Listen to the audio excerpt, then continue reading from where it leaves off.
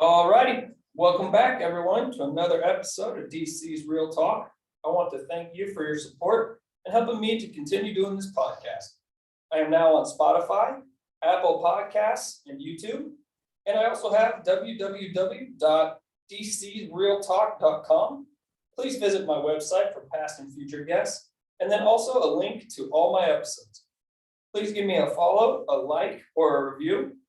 And as always, if you know somebody or you would like to be on my show, please reach out to me so that I can reach out to them and get you on. Also, if you have any criticisms or critiques that could make this better, please let me know that as well, because ultimately I just want to make this as good as I can. So with that being said, I've got a guest today, Justin Tanner, and I'll go ahead and let him introduce himself. Justin, introduce yourself. Tell us a little bit about you. I'm 37, originally from Parkville, Riverside area. Went to college in Wyoming, pretty much lived here my whole life. Small business owner, a couple little kids, beautiful wife. I don't know, just a normal dude in his late 30s. Okay. Work with a couple kids that lives in Kansas City. Yeah, nothing real fancy, just a hectic business owner with kids and a wife. Yeah, and so for those of you that don't know, the way I met Justin was that small business you're talking about, those custom cars. Yep.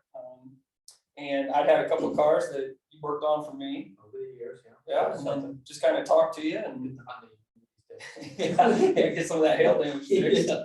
But yeah, I mean, it was always fun talking to you. You always showed me your shop, and I'm always seeing on your Instagram all kinds of cool cars and all kinds of cool trips that you're going on, and just thought it'd be fun to have you on. And Thank you.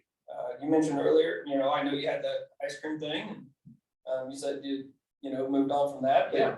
So just kind of tell us, how'd you get started in the car business? Was that ultimately what you ended up starting with? No, I originally, when I was younger, I really wanted to, well, I'm sure like every kid, you want to be an astronaut or a fireman, long laundry list of things, but I, for the longest time, wanted to be an architect. But then I think as it got closer to going to college and realizing you have to, sit at a desk or maybe sit at a cubicle for the rest of your life, it just wasn't my thing. So I started to kind of get into cars when I was about, 16 or 17. I didn't really know anything about cars up until then, honestly. Really? And, when I was about 19, I went to a little technical school in Wyoming. Was it WildTech? Yeah, it's WildTech, yeah. I've seen the commercials for it. It's pretty cool. Yeah, I mean, looking back, I probably wouldn't have went there, but it was nice to kind of get your foot in the door. But I think a lot of people ruined it for everybody else. So the kids don't really try that hard and get out and get a job in the real world. Same thing from WildTech.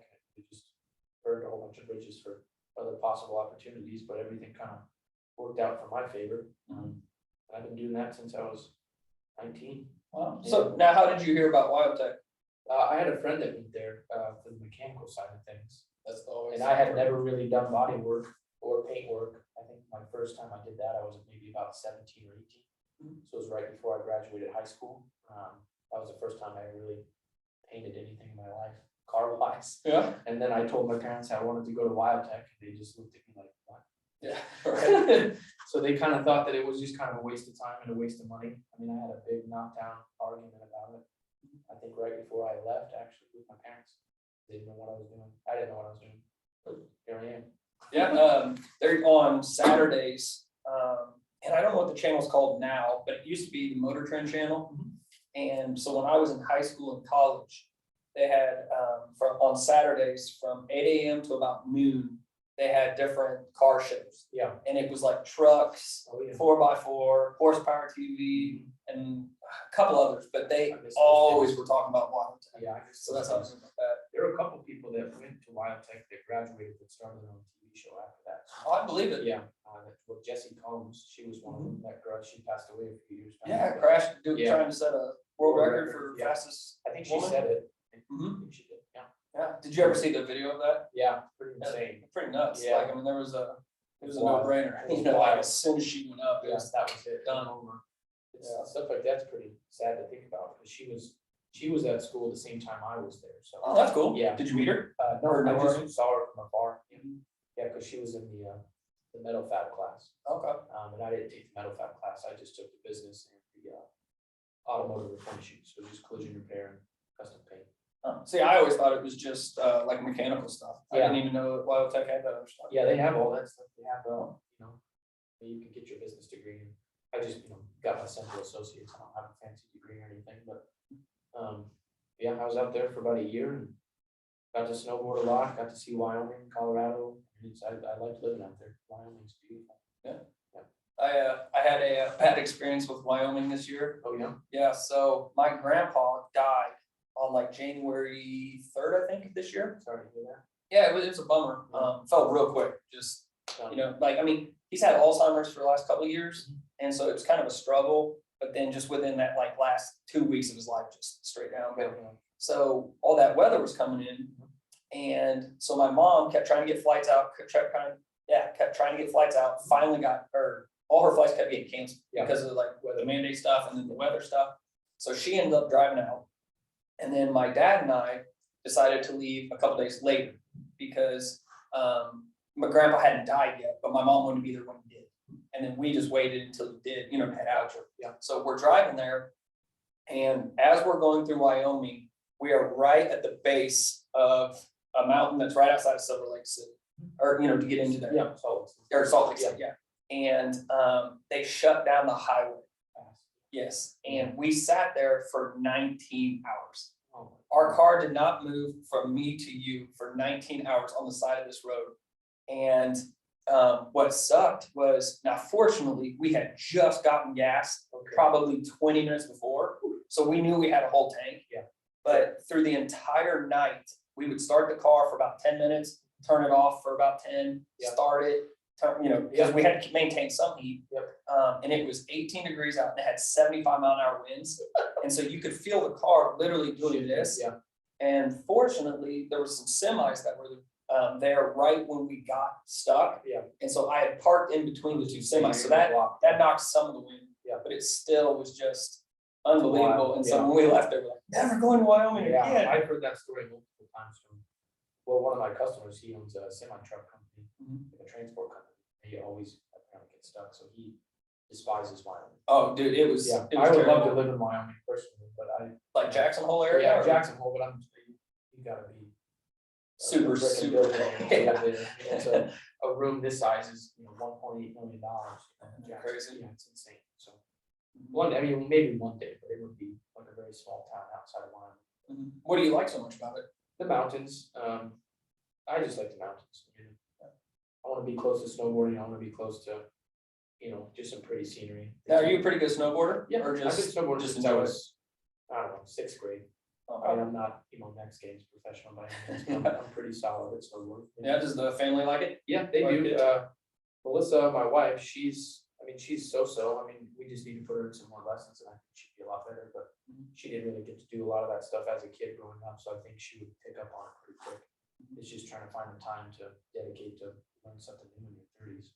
Yeah. Which is not that big of a deal, but we also have to be closer to, the mountain range. Mhm. My kids like it. They picked it up really quick after one day of lessons. That's They cool. did great. Yeah, just going back to, I kind of went off topic there with the Wyoming You're story, but, with Jessie Combs talking about her, had a kind of a indirect story about her. So there for a while, she was dating that Richard Dennis guy, who he from Gas Money. Yeah. And my dad and I go to these exotic car auctions every year. We go in January, we go to Scottsdale because that's where Barrett Jackson and all those. Yep. And then in August, we go to Monterey because they have the like RM auctions and Gooding and the Pebble Beach and all that. So a couple of years ago, Dad and I are sitting there looking at this Corvette, and it was really fun. And these guys come up and they tap us, and they're like, "Hey, sorry, fellas, we need you to step aside for a couple of minutes." And Dad and I are kind of like, "Well, that's kind of odd, like we're just looking at it." Yeah. And but then we noticed they told everybody to walk away, and so we're like, "Okay." And so you see them kind of like clear a path, and so we're like, "Oh, okay, something's gonna happen here." Cool. So then he walks up, Mr. Gas Monkey, him and his partner, they walk up, and his partner comes up and he's like, "Oh man, look at this Corvette. This is fantastic." He starts talking about it.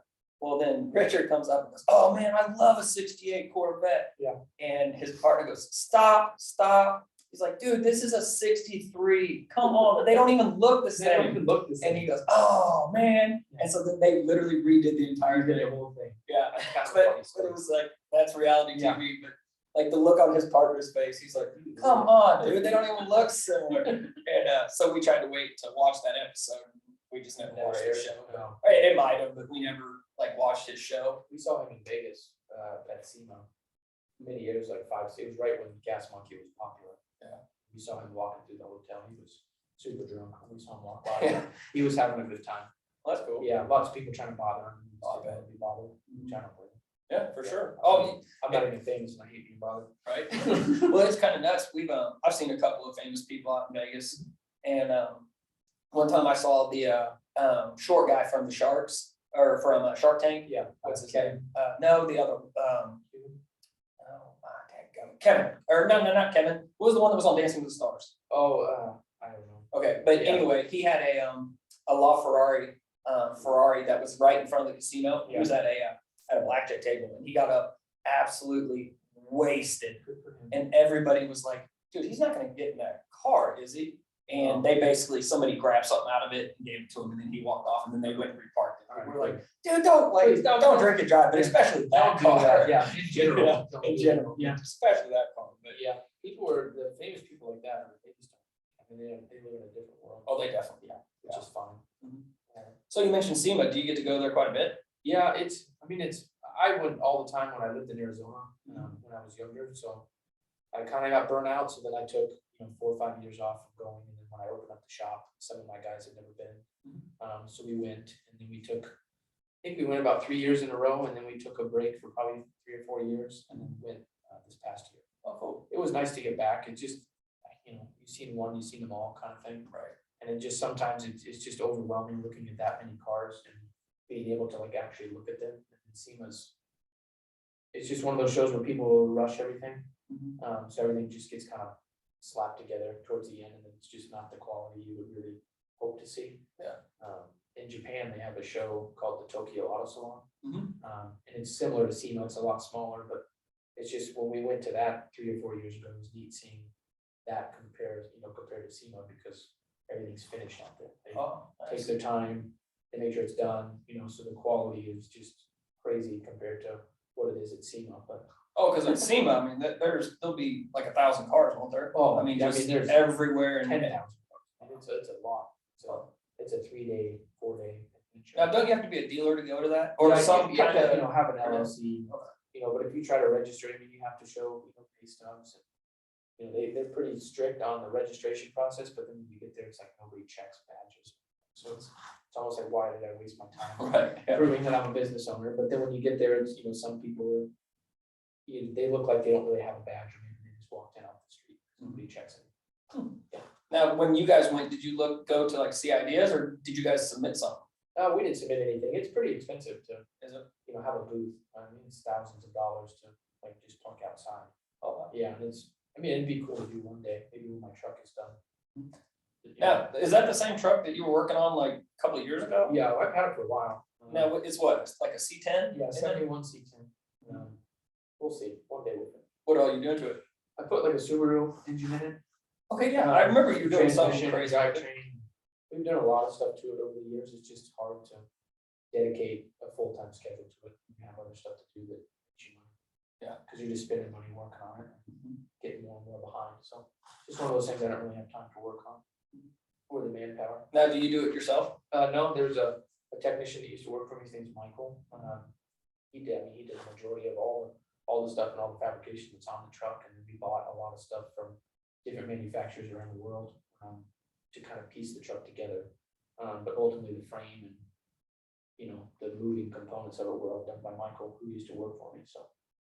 We'll circle back to it and probably start working on it one of these days, but life, kids, work, schedule, all that stuff, and it all comes into play. I mean, it could be finished up fairly quick if we just dedicated some time, but it's hard to do it. Yeah, since it's a fun truck, it's. Yeah. Pay bills for. I've been recently thinking about sending it to, there's a couple different hot rod shops like in Texas and stuff, and just seeing if I can get a good idea on what it would cost for them to finish it, because I already have an idea of what I want, so I know that they can achieve it.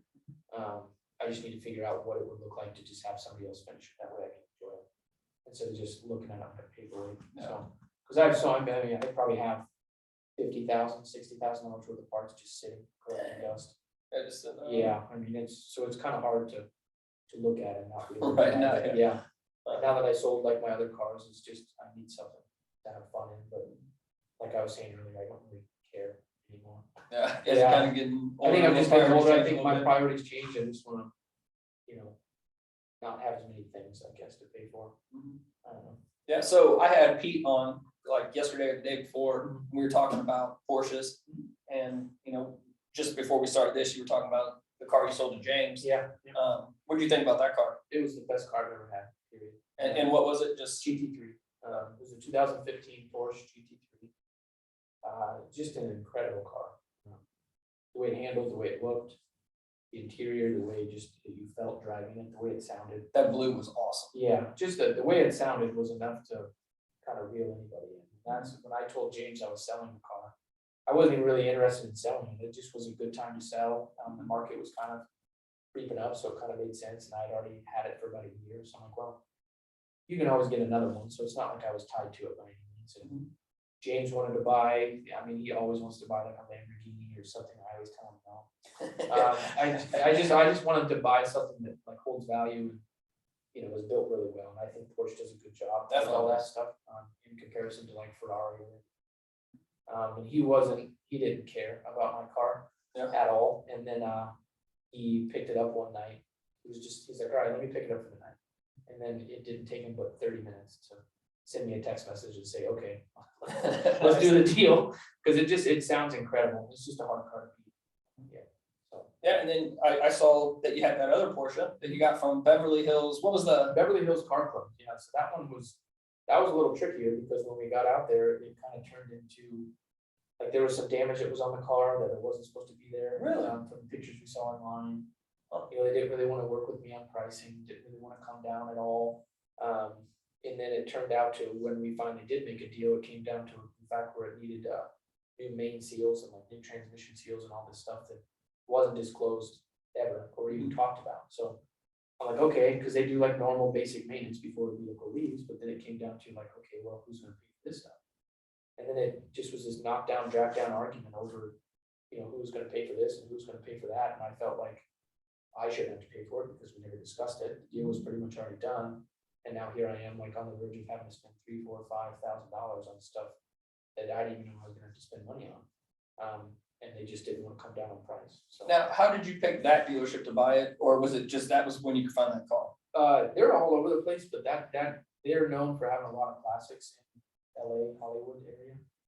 They probably have, I don't know, 30 or 40,000 square foot shop, and it's just filled with classics. Well, what's funny about that is, so I watch car stuff on YouTube all the time, and literally the day before I saw you bought that car, on my YouTube algorithm, it popped up that they did a show on that dealership. Oh. And the two guys were talking about how they buy cars from overseas, and it just showed the whole operation, the whole entire thing. Yeah. And so my dad and I watched that.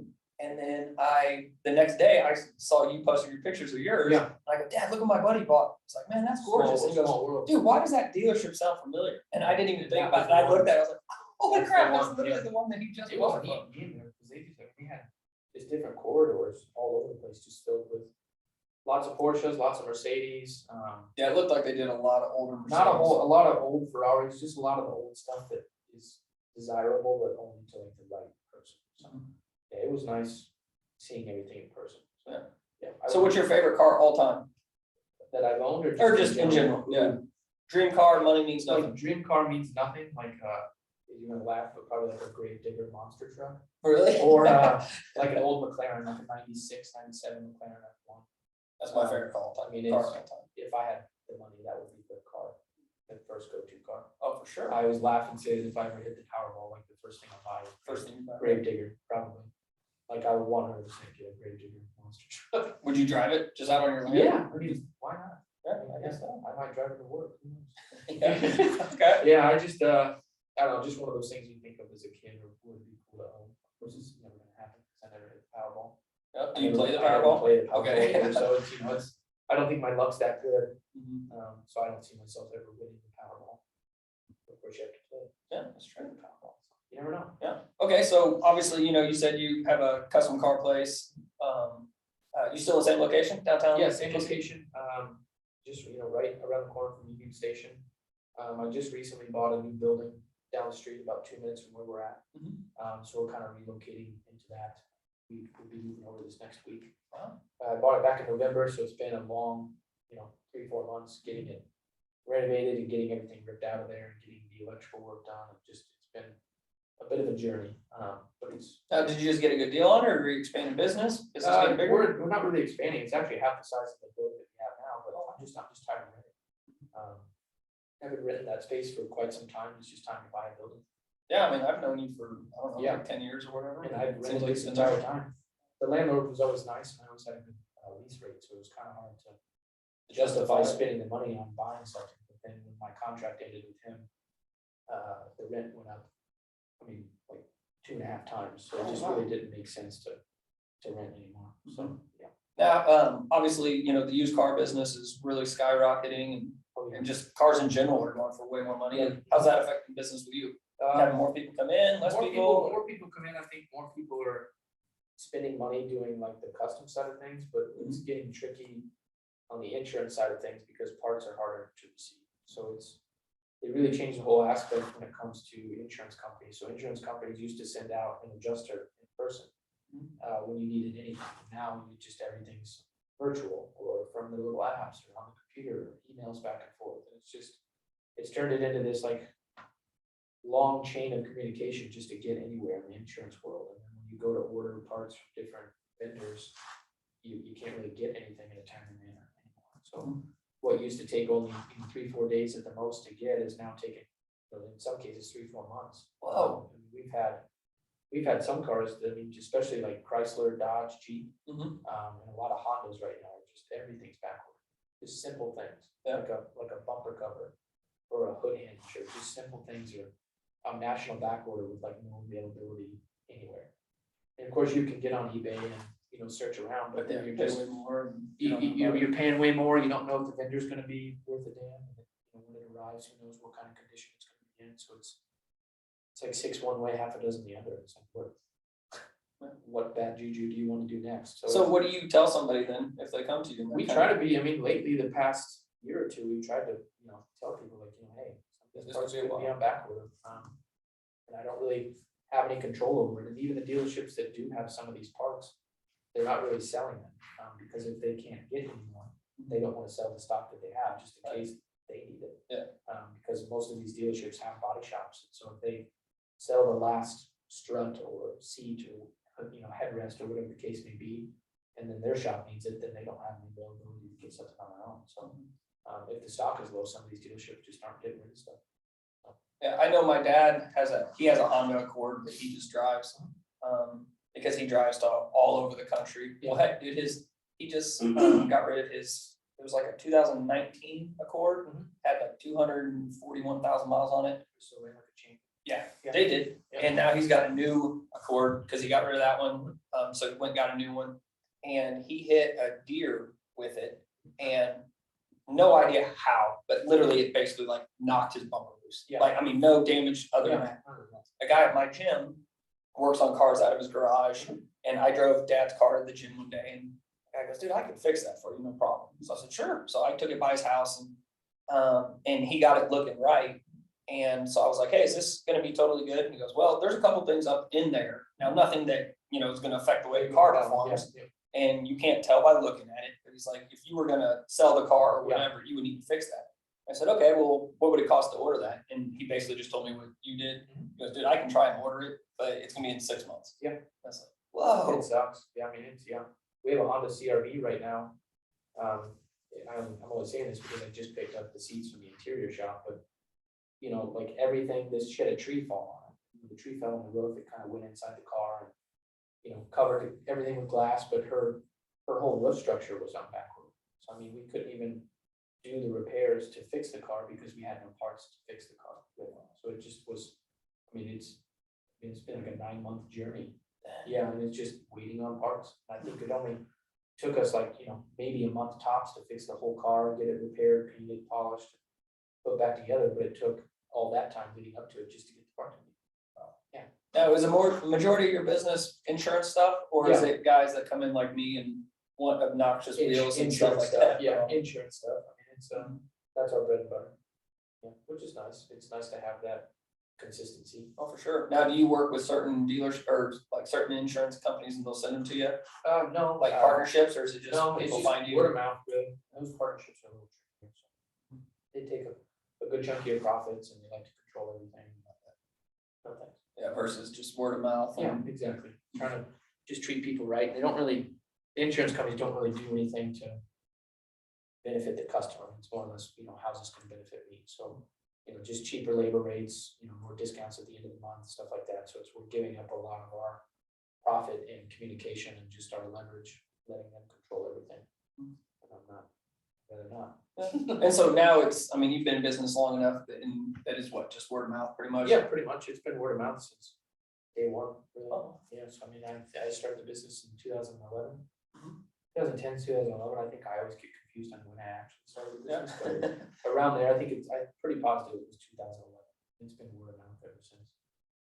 Yeah, I'm trying to think of how I even met you. It'd probably be, Somebody. yeah, I mean, somebody told me and I went by it. Yeah, I don't remember. I think it remember would've what we been- started doing first. I think it was your. I think my Range Rover was the first thing you guys did something on. Yep, and then Did my rims. your little I8 or whatever you had. We did that. That was fun. Yeah, that was a cool car. You had that on your website there for a little bit, just I'm because still on there. Yeah, it's still on. Yeah, actually, one thing that was kind of neat about that car, I got rid of that car a couple years ago, but one thing that was kind of neat was they opened that new BMW dealership off by State Line, Yeah, yep. and I went in there and they had the picture you had taken of mine on one of their walls, with the custom wheels and all that stuff. And I went in, I was like, hey man, I like that car. And the sales guy there, he goes, yeah, that was a local guy around here. I said, oh yeah? He goes, yeah, man, oh, he's got hundreds of cars and all this stuff. And I'm sitting there, I'm like, one, no, I don't. Two, I know that's my car. Yeah. Because I recognize the picture. Yeah. And so I was sitting there talking to the guy, and he goes, oh man, the guy comes in all the time. He's the nicest dude on earth and all this stuff. Typical car sales. He was. And then the general manager was had been at Aristocrat when I bought it from Aristocrat. He came over to BMW. And he comes over, he's like, hey, what's up, DC? I was like, hey, how you doing, man? I was like, I like the picture of my car. Yeah. And he goes, yeah, you knew that was yours? I was like, of course. And this sales guy's face was just like, Oh my God. I wish I could have been flying. But it was really funny. I was like, dude, I know that's not, like, it's outside standards. Yeah. There's not a whole bunch of people that do the same stuff that No. I did to mine. No, But it's always funny listening to car salesmen trying to rope you in and get personable with you when they don't know anything about it. yeah. It's like- a weird industry, so, Mhm. I wanted to be a car salesman when I was, I think I was like 21 or 22, just kind of when I was super broke and just needed extra money. I thought about it for like a quick second, like a side hustle. Like, no, it's not my. I did it for like 2 months when I was in college. My dad, I was in Springfield, my dad came down to visit me, and we've always been car guys, that's what we do. And so we went to look at cars, and they had 2 Corvettes on the Chevy dealership there. And so my dad was looking at them because he had thought about maybe a Corvette at the time. And I'm sitting there telling my dad, I was like, Dad, you don't want this one. I mean, it's got this and this and this. And I'm going over the differences of them. Because one was the Z06, one was the Grand Sport normal. And the general manager comes up and goes, man, I got to ask, like, what dealership do you work at? And I was like, what? And he goes, what dealership do you work at? Like, do you sell a bunch of Corvettes? It's like, dude, I don't work at a dealership. I love cars, and this is pretty much what I'm obsessed with. He's like, do you want to work at this one? And I was like, yeah, sure. And I just kind of walked off. Yeah. And literally he came out and goes, hey man, I'm completely serious if you want to come in. And I was like, really? Because you can start tomorrow. I was like, all right, okay. So I did it for not very long at all. Yeah. And it turned out that they were already kind of overly staffed to begin with. So people were having to distribute hours. And everybody else that was there was like 40 with a wife and 3 kids. And then I'm a 21-year-old college kid that doesn't care about Chevy Malibus, only talks to every person that walks in. Like, hey, have you seen the Corvette? You want to see the Corvette? And so they basically were like, yeah, this is not working out. So I was like, all right, that's fine. Whatever. I wasn't looking for a job anyway. Yeah, I wasn't looking for a career anyway. Right, yeah. But so what's the coolest car you've gotten to work on? Oh, Because I mean, I've been there before, and you've had some Lambos. it just Vipers, depends on the day. stuff. I mean, you got, right now, I think we only have just one Lamborghini that we're working on, and the rest is just, Toyota Corollas, and, Mazda 3s and Honda Accords, and just basic stuff, but it's always nice to have. Well, actually, we have a McLaren 650 at the shop, or 600 LT at the shop right That's a now. cool car. Yeah, we put What color? orange. We're putting an exhaust system on. We did a Lamborghini SVJ. That's a heck of a car. Probably about a month ago. We did an exhaust system on. Now, do you get to drive the cars when somebody drops them off, like make sure it works? Yeah, I mean, really, if the only reason why I test drive something like crazy with that Lamborghini, I didn't test drive. No thanks. I just don't trust other people. But if we do like, the brake calipers or something on it or anything mechanical, we always try to, test drive it before it leaves. We have like a little loop around the shop that's like 1 mile. So we'll do like a quick loop around the shop just to make sure the wheels don't fall off or calipers don't seize up or something crazy, because I would hate to get it back like that. So, but it's just some cars you drive, some cars you don't. It depends. But a lot of times we have to test drive pretty much anything if there's light on the dash or just something simple mechanical ones. Yeah. Yeah, did you see, like a month ago that car mechanic at the Ferrari dealership crashed that Enzo? Oh, yeah. Yeah, $4 million car and totaled the heck out of it. One, I believe. Yeah, it's red. Yeah, I couldn't even imagine. Yeah, I mean, that's one of those. We have a lot of insurance. I mean, I bet the insurance policy we yeah. have is crazy, so we're protected if anything like that happens, but at the same time, I don't. Yeah, right. I don't wanna have doesn't to, happen. I don't wanna have to have them talk. Yeah. Hey, Yeah. man, you're not picking up your Yeah. car today. One of my customers is a good guy. He'd probably be somebody you'd be interested in, maybe having on your podcast if you have the time. He's got a great collection of cars. So every time I drive anything for him, I'm always like nervous. Even though I'm like, we can cover whatever it is, but at the same time, it's like some of these cars you just don't really want to replace For sure. or repair for that matter. Oh, I bet. Because I'm the guy that if I was to ever wreck my GT3, I just have to find a way to total it, just to, so I don't have to look at it. Yeah, or run it into the river or something. So I just don't want to fix things like that because it just devalues them. You know David Dale? Yeah. Okay. So right before I bought my i8, I had went and test drove a new Viper, and he called and told me when I called to talk about insurance for a couple different cars. Yep. And he told me, he's like, just so you know, a Dodge Viper is the most expensive car in the world to insure. Crazy. And I was like, seriously, like more than like a Ferrari or Lamborghini? He goes, yeah, the average repair bill on a Viper, because I guess basically if you crash a Viper, it means you're going really fast and doing something really dumb. Yep. And he was telling me the cost on that, and like a new hood on a Viper was like a $31,000 hood or something. I mean, it was unbelievable. It's whoa. Yeah, people, it's crazy. My GT3 insurance was, I don't know, it was like 60 or 70 bucks a month. It wasn't nothing. So I don't really know. It always worried me too, because I was assuming that insurance would be $200, $300, $400 a month, and then but that also comes with the territory of being older and not getting into wrecks and having multiple cars and that sort of thing. So I think it all kind of has a factor in it. Yeah, that's what bailed me out on whenever I do insurance, is I'm still on like my family plan, or like we're all packaged together. Yeah. And then, just pay through that. Oh, yeah. So it's multi-car discount. Yeah, same thing we do. Insurance is cheap for us. Mhm. Yeah, I actually was getting off, what is this, 3rd Street that runs here? Yep. I was getting off the 3rd Street from the highway. My insurance guy is off the side of the highway. His name's Michael. His State Farm sign was up. I was like, oh, your office was out here. That's cool. Yeah, he's a good guy though. But he, takes care of everything that we need for the wife's business and my business and our cars and stuff. Now, so what's the wife do? She owns a hair salon. Okay. Downtown, so she's Downtown Kansas City. Yep. So she has her own hairstylist and assistants and commission girls and that sort of thing. She's had the business for 3.5 years now. That's cool. Yep. Now, did she always want to do that, or just? Yeah, I mean, when I first met her back in 2008, 2009, she was going to hair school. So I don't know if she always wanted to own a hair salon. I mean, I think she wanted to do hair for the longest time. So she's been a hairstylist since I met her. And then she opened up her salon about 3 years ago. And what's the name of her salon? It's called Delphinium. What's that mean? Our girls, it's a flower. Oh, okay. But our daughters, their birth flowers are, my wife and one of my daughters share the same birth flower. So, Oh, okay. yeah, exactly. Oh, no problem. Making sure I'm not missing something crazy. Of course. Cool. All right, and then, so, earlier you told me about how you sold your ice cream truck. The last time I was at your shop, you had just bought that and showed me kind of like the rendering, I guess, what you were gonna paint the side of it, or wrap it, or whatever you ended up doing. Yep. And then, I saw pictures of it, and it looked awesome. How did that go? Truck. It went well. I always wanted a food truck, and I love dessert. I love ice cream. anything fattening, to be honest with you. Yeah. But it's, you know, it's one of those things, I just always wanted a food truck, I just wasn't sure what I was gonna have. And I was joking around with my friends and my wife that I was gonna get like an ice cream truck. And then just one day, right before we had, I don't know if it was right, it was like right before we had our daughter, our first daughter, Everly, I asked my wife if she wanted to go to California for the weekend so we could eat ice cream.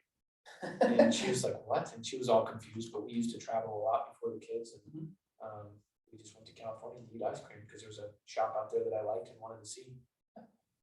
The rest was history. Came back to Kansas City. That was it. Yeah, that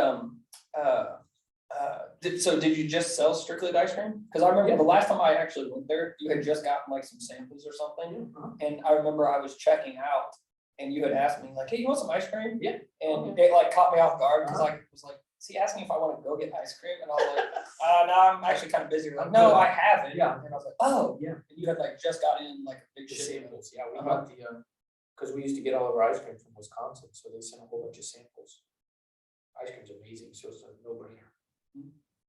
So now how did you end up selling that business? To our first employees, actually, who still own it to this day, and they're just hustlers. They wanted to buy the business, they kind of expressed some interest, and we always had like a dollar amount in mind on what we would want for the business, because we knew, you know, its potential and what it was capable of, and just in general, what the business was worth value-wise, and so we were just always stuck with that number, and, you know, they made it happen, and we were able to come up with money, and the rest was kind of history on that, and now they're doing way better than we ever did. Awesome. Yeah, they're a lot younger than we were. I mean, they're a lot younger than I am now, so they're not married, they're not kids. They're just two kids that love to work, really. So I mean, they're really pushing the pace. And now, was there a lot of stuff that you didn't see coming when it comes to opening up an ice cream truck? Like a lot of obstacles and stuff? It was pretty.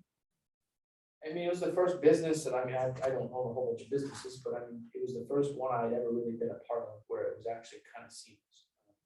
You got, you know, lots of customer contact, lots of emails, social media, Facebook, Instagram. So there's lots of sending emails and communicating back and forth, but the overall, you know, scope of work is pretty simple.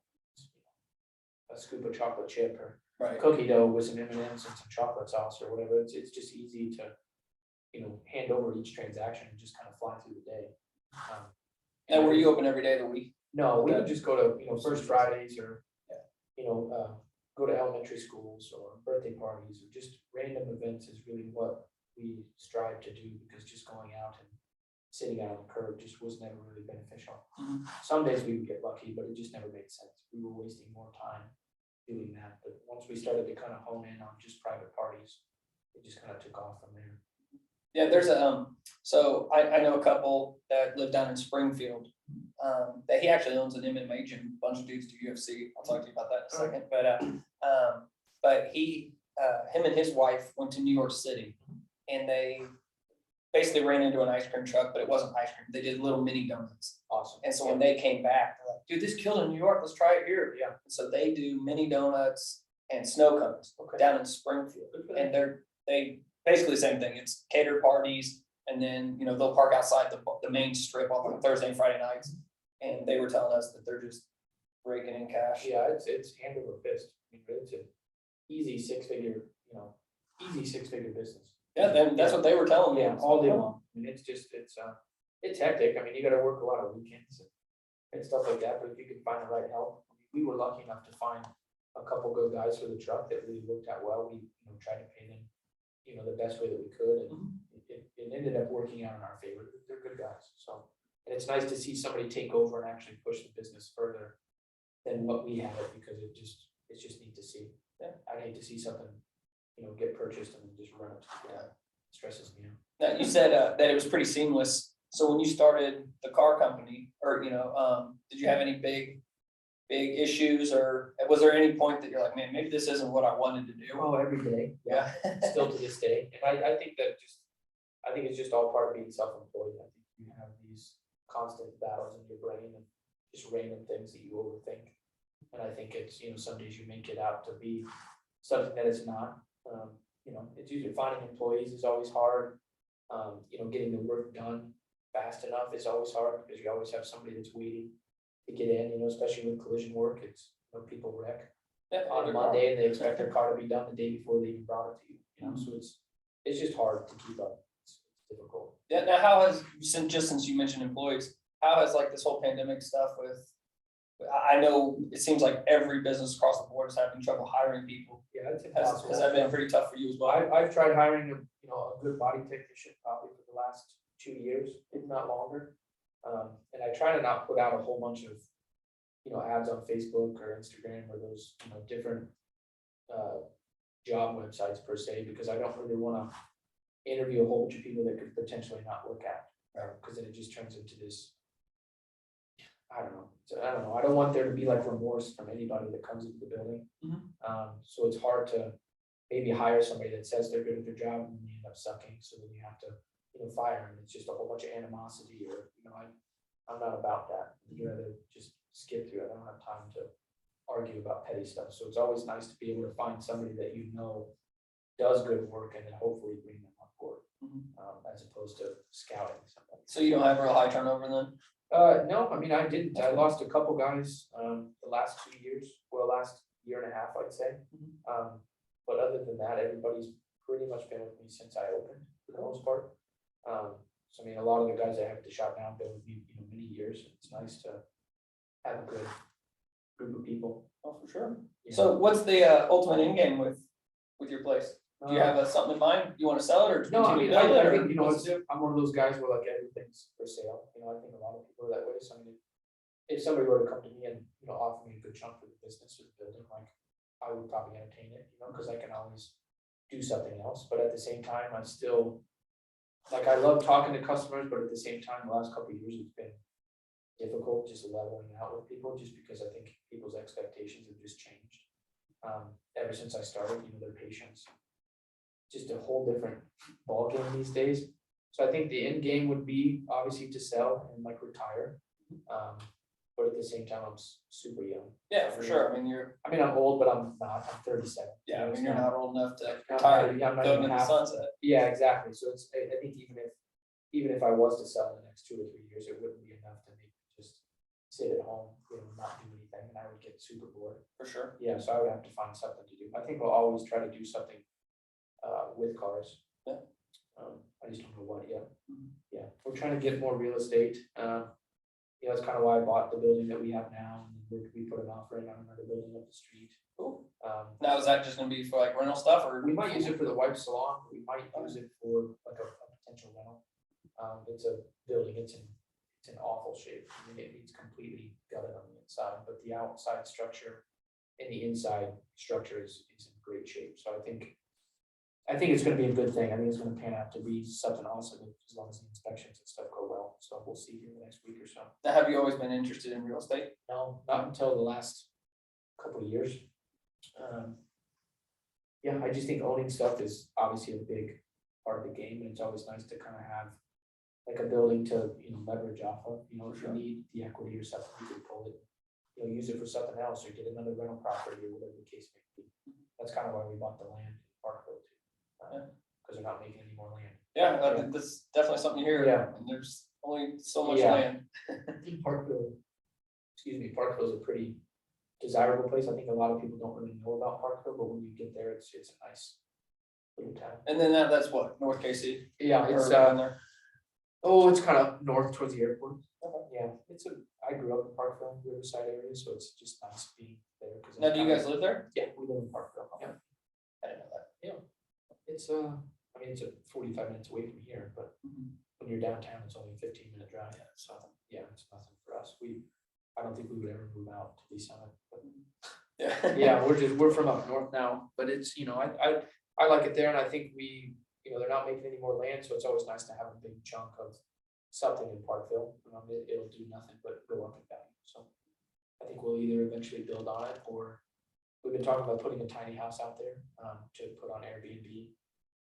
It's just a ton of hoops to jump through to get on Airbnb. Oh my God, to get the permits and I didn't know that. yeah, it's a journey. So I mean, since there's nothing out there on this big piece of property that we have now, we have to get electricity and water, sewer, septic tank, and well water, or whatever the case may be. We just have to figure out a way To justify put a house there. So I mean, we've talked about like refinancing my building, a new building that I just bought now that the rehab is done, that way we can fund, you know, the tiny house. And then we've always kind of talked about my wife possibly,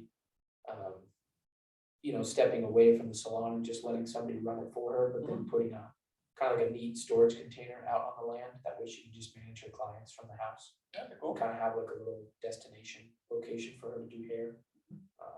We have a big wooded lot, so there's trees everywhere. So we thought it would be neat to, you know, put a storage container in the middle of the trees. Just kind of have windows everywhere and have this neat little.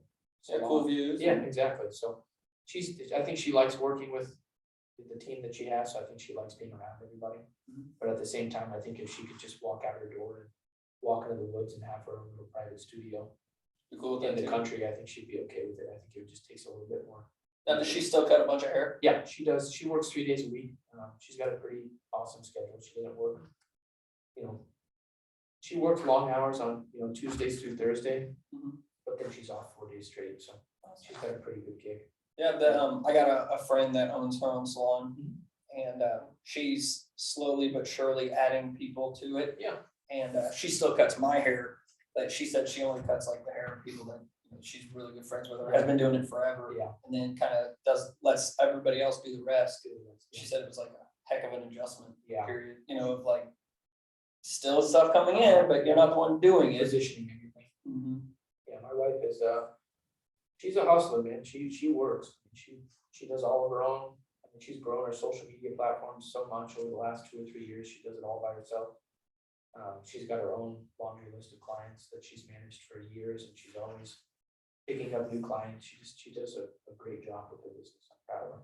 Now, do you do all your guys' social media stuff? Yeah, Because I mean, you've got some really cool pictures. I take all the pictures, you know, most of the time from my iPhone, but you know, I just haven't had the time in the last year, and I say that because I do have plenty of time, but at the same time, we've been so busy with the current workload that we have. It's been hard for me to like put out content because it's really hard for us to take on new work right now. So I want to flood everything with content and get pictures out there, but then at the same time, I don't want the interaction because we're so busy. Yeah, we you have don't to wanna finish. piss off people. Yeah, exactly. So it's a happy medium. So I usually just stick to just simple post here and there. And more or less, it's just my kids doing fun stuff these days. That's cool. Dad shit. Yeah. Well, Yeah. Just because I mentioned it earlier, but one thing I've noticed is you go to a lot of like UFC stuff, it seems like. I try, yeah. It's circling back to James. Yeah. I was lucky enough. I have another little small business in Arizona with a friend of mine. It's like a trash dumpster cleaning business. And I went out there to kind of, you know, see the truck and see the business. And when it got done, and there was a big UFC fight that was out there, and James happened to be out there at the same time. Okay. So it was neat getting to see something like that event of that size up close, because James was able to get us just fantastic seats. So Yeah, it always seems like when you're posting stuff. Yeah, it was he's like in his corner. I know, I'm like, kinda man, stuff. I remember walking out.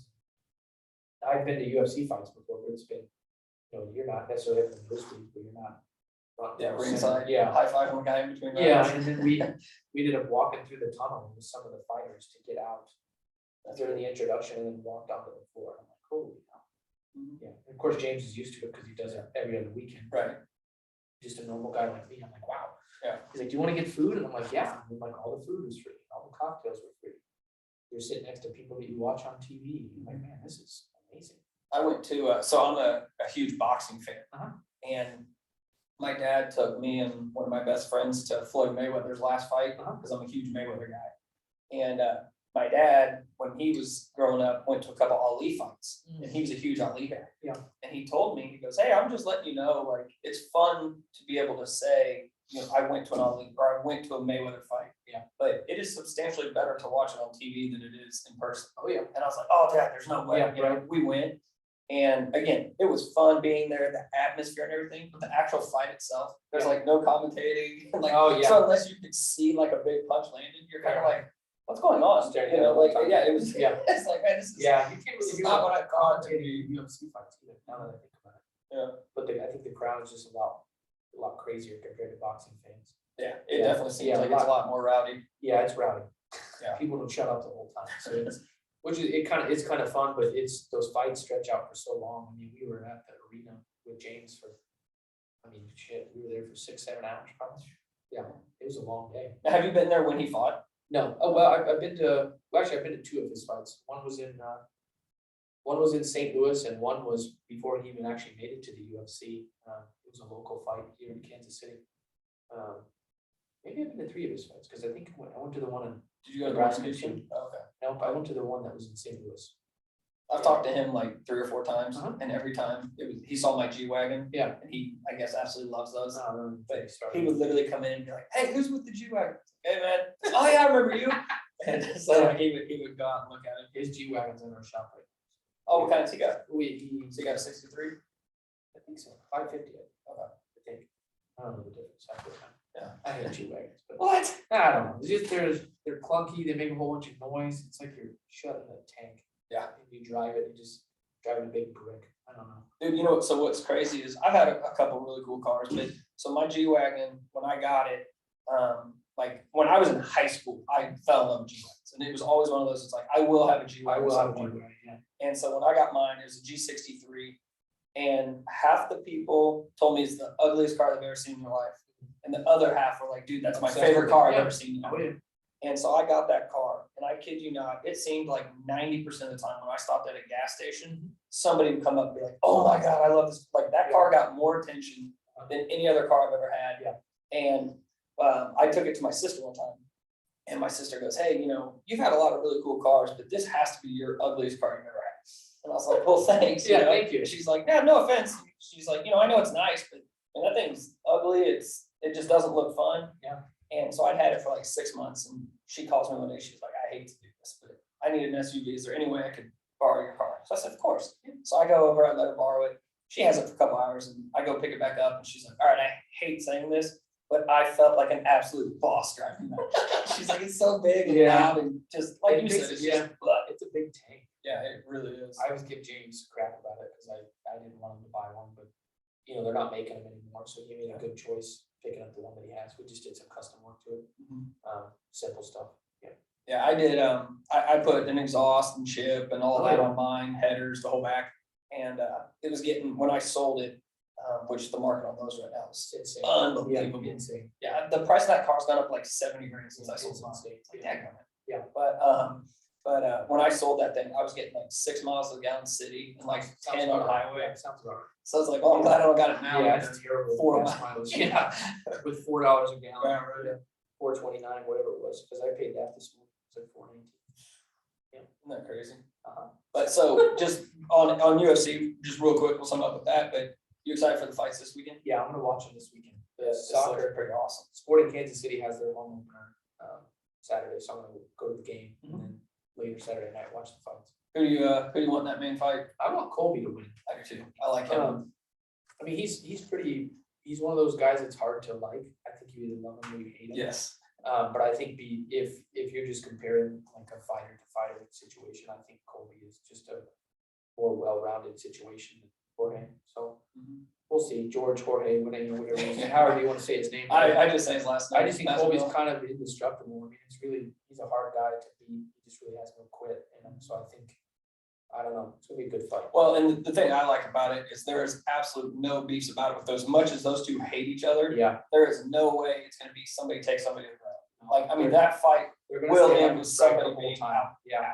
And after seeing Colby fight Usman a couple times and seeing, how well he did both of those well. Yeah. Well, he did a lot better in Masvidal, didn't? Oh, yeah. I mean, Masvidal was unconscious, but I mean, Right. I think Colby just took everything that he had and he just kept coming. So I think it's gonna be, George, Jorge, whatever, I keep saying that, but I just think he's gonna have his hands full out of that. too. I think he knows that too, but I just think they have so much animosity because they used to be friends. I think it's Yeah, just they were gonna- like best friends, lived Yeah. together, the whole Yeah. shebang. So we'll see. Yeah, it'll be We'll interesting. see. I'm excited. Yeah, me too. But yeah, so just to kind of wrap this up, I end each podcast asking 5 questions. They're not life-changing by any means, but just see what you say. But so if you could eat dinner tonight with any 5 people, dead or alive, who would they be and why? Ooh. 2 people. Well, I mean, the first 2 people, because you said 5, right? Yeah, 3, 5, you know, somewhere around there. First 2 people Full would table. probably be my grandma and my uncle. Just great people. They passed away years ago. Like my uncle passed away when I was in high school. My grandma passed away right after high school. just, now that I have kids and I'm married, and they were just such a big part of my life growing up, so it's hard to be grown up, as an adult with, 2 baby girls and a wife, and not be able to like show your grandma or show your uncle. It was just my uncle, he got paralyzed in college from wrestling. Oh, wow. So growing up, I always wanted to wrestle, but I was always the smaller guy, so my parents were like, no, you're not wrestling, because of my uncle Mike being injured. I mean, he broke his neck essentially. It was just handicapped for the rest of his life. Was it in high school or college? Yeah, college. It was a kind of a freak accident, but it still happened from wrestling. So my parents really never wanted me to wrestle. And then eventually he was the one that talked him into letting me wrestle. So, and wrestling was such a big part of like my middle school and high school life. And even after that, when I started doing MMA, it's just a sport that I always look back on that I think helped create the person I am today. So just being able to see like my uncle again, or my grandma, because my grandma took care of my uncle because that was her son. Oh, okay. So since he was handicapped, she was like her his caretaker. So seeing them would be nice. Number 3. Oof. I don't know. I think many years ago, it'd be like, oh, it'd be nice to sit down with like, Warren Buffett or, Bill Gates, or, Elon Musk would be a good person to see. Elon would be on my table. I think sure. Elon would be on my table for sure, but I don't think I would be intelligent enough to hold a solid conversation with that guy. I think he'd get pretty bored with me after about 20 or 30 minutes. Yeah. Because I just think a guy like that, he's just so far ahead of it. Dude, there's people that think he's an alien, and there's probably like a 10% chance he might. Yeah, he's just a different breed. I think somebody to be that intelligent, you really have to bring a lot to the table to keep a person like that interested in what you actually have to say. I think that would just be a tricky lunch to have. I think it would not really be worth my time, because I think you'd be like, okay, well, thanks. You're a pretty boring fella. Like, we'll see you. But I think so. Grandma for sure, uncle for sure. There's a guy named Ken Block. I always kind of looked up The to car him. guy? Yeah, the car Yeah. guy. He owns DC skate shoes and he's raced for Subaru, and that would be cool to like sit down with him and like listen to him on like the business side of things, on how he created DC shoes and kept it going all those years, and then kind of turned it into like a passion project of his, just rally cross driving. Now, what are those trucks and stuff that he has? They're called like Technic or something like that? Isn't that who it is? That I'm thinking of? Same guy? He does like the cool videos where he's driving through like downtown Chicago, yeah, and like drifting and stuff. That's That's what it he is. does Yeah, those, that's and every time he kind of sets a new little record on views on YouTube. He's a hell of a driver. I mean, obviously there's tons of people that are better at driving than he is, but he's just such a fun guy to watch. I think they did a good job with that. I think Rob Deerdeck would be a fun guy to sit down with. I think that guy's come so far. Yeah, he's a jack of all Yeah, trades. I mean, I think he's a Started jack as of a all trades. skateboarder. Yeah, I just like-minded business people. I think is who I would eventually, always like to have lunch with, because it's always nice to kind of surround yourself with people who are kind of on the same page. I'm not anything to write home about. I mean, I'm a pretty normal guy for the most part, but I think, I'm a lot more successful than most of the people my age. So I think if you could meet somebody that's done way more than you, it always helps you kind of like figure out what path you have in life. For sure. Yeah. Yeah, that's why whenever I started doing this, that's actually been the most fun thing about this. Is Just meeting new people. yeah, just meeting different entrepreneurs, and each one of them has had this or this or this, and it's like, man, I didn't even think about that, but not being in that business, It's great. I I don't know. I can just ramble off so many people, but I don't even know who I would narrow it down to for 5 people. That's tricky. All right, so we'll go with those Should've 4 thought then. about that. Yeah, I should have gave you a heads up, huh? Okay, so question 2, do you have a favorite quote or a couple quotes? Yeah, my favorite quote for the longest time has been busy over bored, which means to me, and honestly, I've never actually heard anybody say it my entire lifetime. Yeah, I was gonna say, I've never heard So that. It's pretty cool. when I say it out loud, I sometimes think that I'm the only one that's ever said it, which I know is probably not the case. But I always, a lot of people are like, oh, you got so much going on, or you got this business and that business, and you have your kids and your wife, and I just think a lot of people have more going on than I do, and manage it maybe better than I do, or whatever the case may be. But I'm just a guy that doesn't really like to sit still, so I've always kind of said like, I'd rather be busy than bored, because I'd rather have something to do than nothing to do. Oh, for sure. There's always the, like you get frustrated when you're too busy because you just feel like you're drowning with stuff to do. But then when you don't have anything to do, it's like, It's worse. you're like, shit, I don't have anything to do, or it's like, the shop's a prime example. I mean, there'd be weeks where we don't really have anything coming in, you know, like, only a couple things here and there, so you're like, man, so you start to get, you know, stressed out, like, what's coming in next week, or what's coming in today, and it's like this constant battle, so I would rather be busy than bored. I think that's like my go-to quote for now. I don't really have any other fancy quotes. I like that though. Yeah, That's cool. it's a good one, so. Okay, yeah, so question number 3, if you could go back and talk to 18-year-old Justin, what would you tell him? 18-year-old Justin, I would probably, save more money, invest sooner. If I could go back to 18, I would just literally listen to all the things that my dad said about, you know, my dad was always, he worked for the post office, he just retired a few years ago, he was in the Navy, just always really good with his money, very quiet, very humble, just a very basic, well-rounded guy who just was super intelligent, hard worker. Just one of those guys that's just really hard to like pick him apart from the outside because he's kind of hard to like crack the shell, but once you get to know him, he's just so intelligent. He knows so many things. He's always been super supportive of like all of these things that I've done over the years. And when I was younger, making good money, he would, you know, save your money, invest your money, put some money aside, and you know, you never listen. You don't want to, yeah. You never listen, you know, and you wish that you did. And looking back now, knowing how much money I made in like my early 20s and all the money that I spent in my early 20s, I could be so much further ahead right now if I would just listen to him. So, but I think for the most part, I didn't really go off course too much when I was 18. I was a pretty good kid with a pretty good, you know, head on his shoulders. So I think I did pretty well. I think I just should have picked up more stuff that my dad and mom talked about, and I would have been better.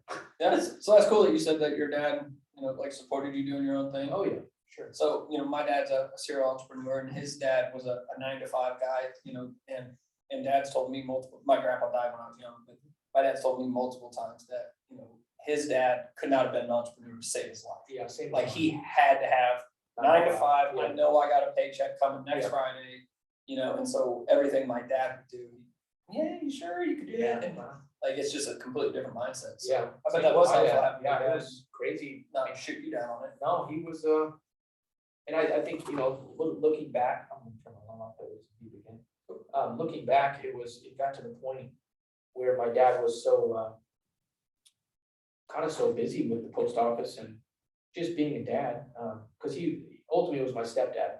He adopted me about 3 years ago, right before Christmas. So it took, you know, 30 some years for him to adopt me, but it was cool. You know, one day he just, you know, we went to lunch and he was like, you know, I'd really like to adopt you. I'm like, why didn't we do this sooner? Right. Because he's a stud. I mean, he's like the only person I think I look up to is him. I mean, I have a lot of people I look up to, of course, like my uncle and other things like that, but my dad's just such a great guy.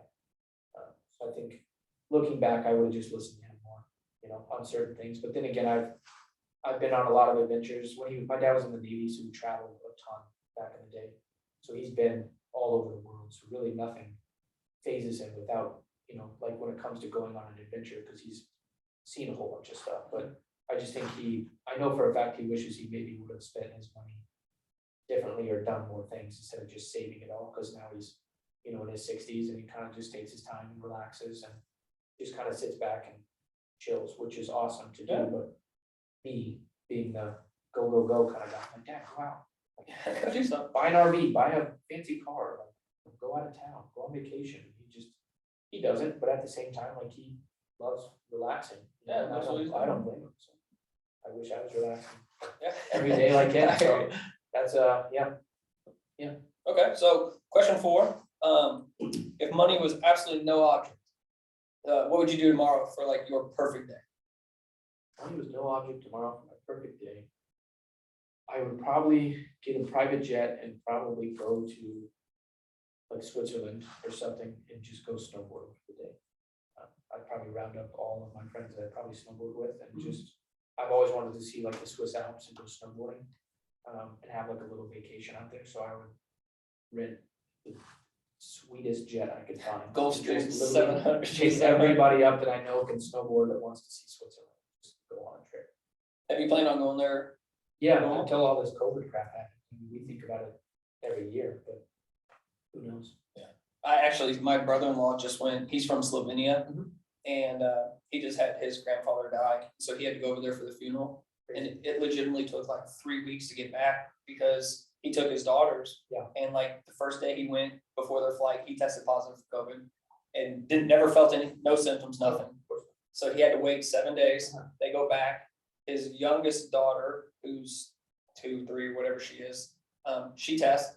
So they had to wait another week. She never had any symptoms. And then finally they got back, but they were there for 3 weeks longer. Yeah. Because of the restrictions. And it's like, It's fortunately with work and stuff, they're understanding he can do it from there, but it's like, man, it really can put somebody in mind if they try to travel. Especially if, like me, for instance, or my wife, like I have to be at the shop, and my wife has to cut hair or whatever the case may be. So, I mean, we've always been good, with saving and investing. So it's not like we would be, crumbled if something like that happened, but still it's stressful. Oh, for sure. Especially if we didn't have our kids with us. Like if that was a trip we went on and didn't take our kids and we had to, find a nanny or a babysitter or shuffle family members around for 3 weeks and not see our kids, like that would be miserable. Yeah. My wife would, God, she'd be stressed out. I would be too, but I would be able to hold it together a little bit better than her.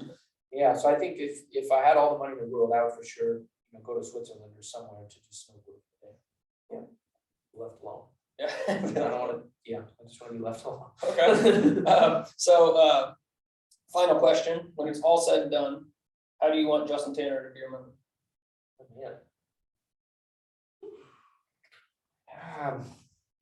I think about it a lot. I think as you get older, you start to. And again, I'm 37, so it's not like I've got a lot of life ahead of me. But it's you think about, like, what if I died tomorrow, or what if I died this weekend, or whatever the case may be, like who's going to be at my funeral? Like, is the funeral going to be busy? Like, is nobody going to show up? Like, so it's just, I think you start to, especially after you have kids, because I think about anytime I go out of town, I always like make sure like our life insurance is on paid. Okay, even though all that stuff is an automatic payment, I still stress about it every single week. Just like stressed in the fact that I don't want to leave nothing behind. Like I want there to be something, so that way my wife doesn't have to work, my kids don't have to work.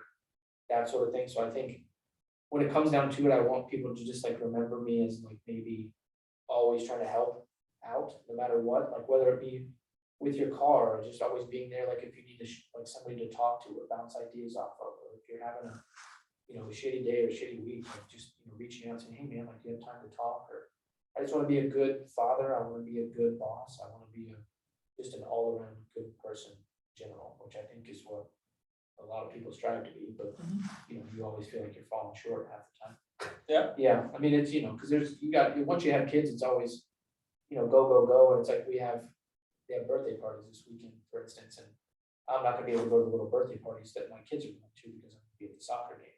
And my 6-year-old, she just loves spending time with me. And I, same thing with her, but my wife is going to take her to the party instead of me taking her to the party. So then, of course, this morning my wife sent me a text message and said, hey, Emily's a little bummed that you're not taking her to the party. So now it's, even I know when I get to the birthday party that she's not even there. She won't even know you're there.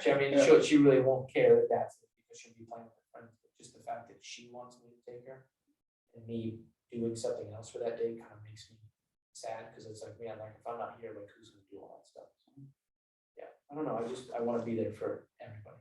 Yeah, well, for what it's worth, and I'm not just blowing smoke up your ass since you're here, but every person I've ever said, hey, Justin Tanner, or anytime I've sent somebody to you, it's always been what a good dude you are. Thank you. And I know every time I've either texted you or called you or whatever, that you've always been as nice as could be. And I try. you've never, and I mean, there's been a couple of times where, doing something on like one of my cars, you were always straightforward on it. And like, I've never gotten done with a conversation with you and been like, I wonder if that was true. It's like, I know that means a lot. Yeah, that means a lot. You have to level with people, and even if it's something you don't want to do, or if it's going to be too expensive, and then you get to the point where it is like maybe more work than it was supposed to be, but it's just hard to price gouge people. Like I'm all about having like an acquaintance or a customer or a friend. I just want to have that person forever, as opposed to just for that project. You know what I mean? Because it doesn't really, like if I would have only met you one time and price gouged you, right. You know what I mean? Like I would have never seen you.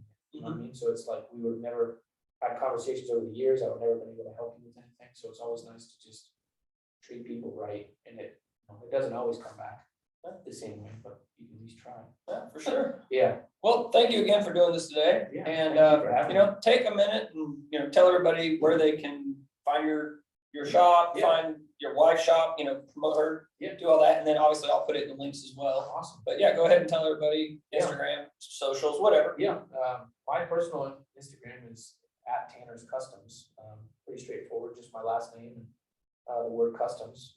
That's kind of where, we put a lot of projects on there, a lot of our little vacation trips, our kids, just basic stuff. I need to get better about posting more about the actual business sometimes, but like I said, we're just swamped and can't really take it on right now. Then my wife, her salon page is Delphinium Salon on Instagram, so @Delphinium Salon. That's where you can find, especially if you're a female, want your hair done, or whatever the case may be. That's my wife's jam. The Meltbox is @Meltbox KC. I'm still, as much as I can, just involved with the ice cream truck, just to help the guys succeed and get bigger. So yeah, there's lots of social media platforms, but I just need to get better about using them. Oh, like a dinosaur. Yeah. Yeah. All right. Well, I'll, like I said, I'll make sure to tag all those and thanks again for coming. Yeah, thank you for having me. All right. Yeah, thanks, man. Yeah, no worries. I'm glad